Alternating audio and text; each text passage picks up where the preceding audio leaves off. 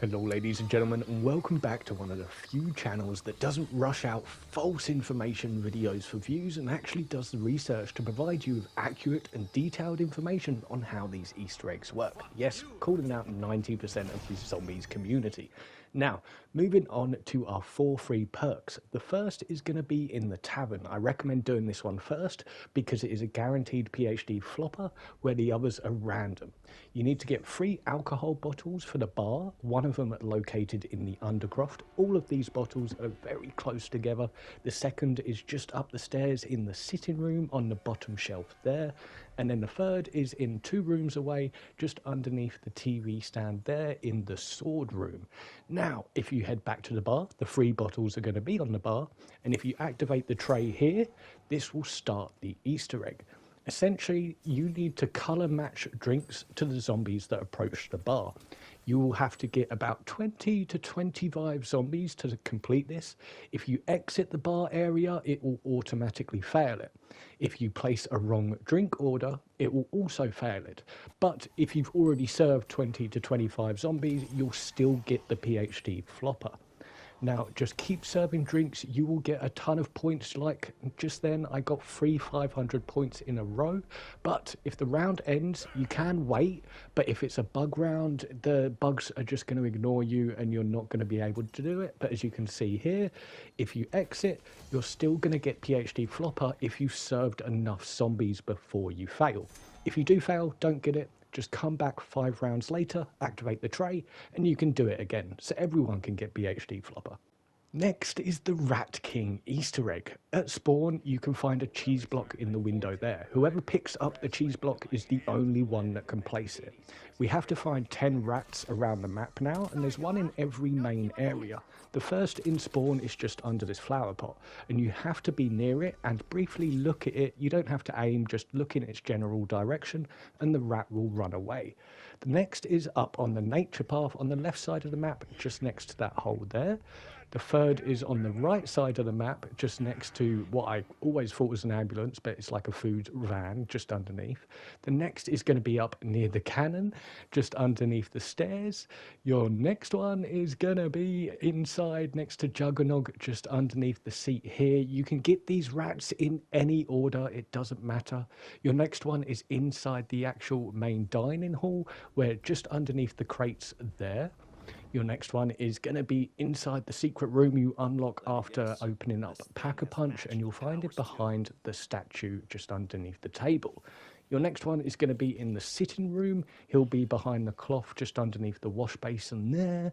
And then the next is going to be in the Undercroft, where you'll find him just next to the hole where he'll run in.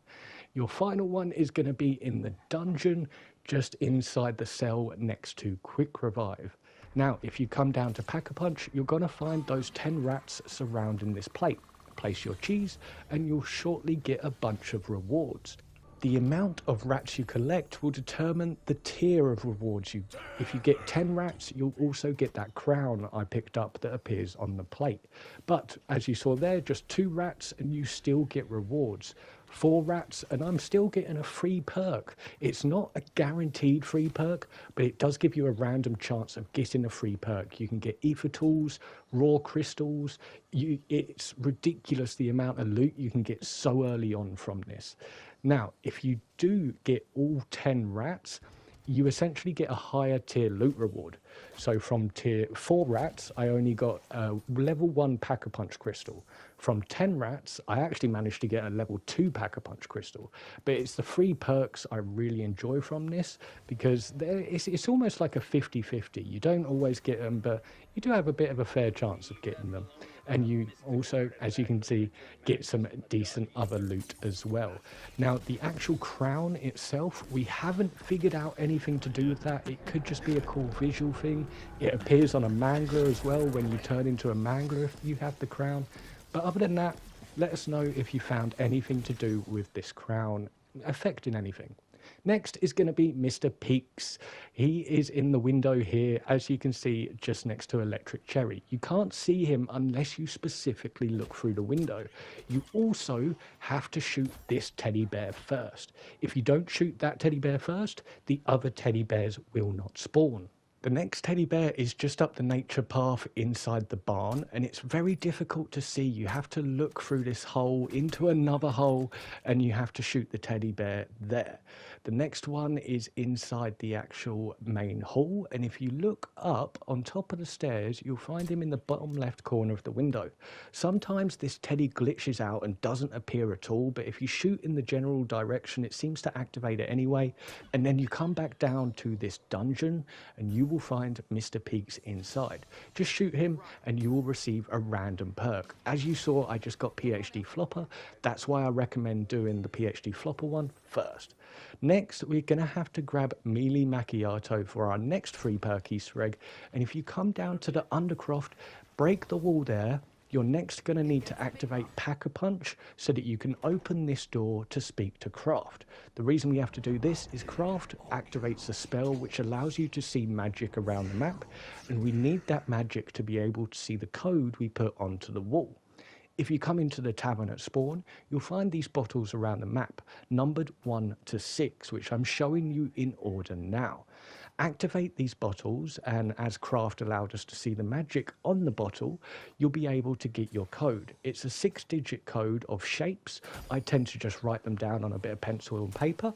Come down to the Undercroft and you'll be able to input the code. It's a little bit tricky as the code can sometimes change between 2 to 5 seconds, so you'll aim to shoot and then it will suddenly change. So be a bit careful. But once you've done that, the wall will then go blank, and we don't need to worry about the red thing. That's part of the main Easter egg. We just want to get the wall blank.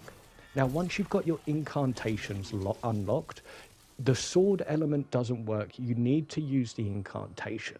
Your nearest perk for lightning is either going to be in the dungeon or the actual sword room. Your nearest one for the light incantation is going to be up in the sitting room. Your nearest fire incantation is going to be in the Pack-a-Punch room. And then obviously your nearest dark incantation is actually in the Undercroft. Once you've used one of each of the incantations in any order, you will be locked into this room for a fight of 3 phases. You only get zombies in this round-based fight. You don't get any like doppelgasts or amalgams or anything like that. Now, big warning, do not do this up to round 15. If you're someone that does everything really early, you do not get a free perk between rounds 1 and 15. It's not until round 16 that you actually get the free perk, and then obviously you get your free ammo mods. And then also, if you do this on round 26 and upwards, you also get a whole bunch of gold weapon spawn. And apparently in the even later rounds, which I haven't been able to test yet, I'm assuming it's 40 plus, you get actual Pack-a-Punch crystals, so you can Pack-a-Punch these weapons instantly. But other than that, ladies and gentlemen, I hope you learned something new. Like, subscribe, and have a good day.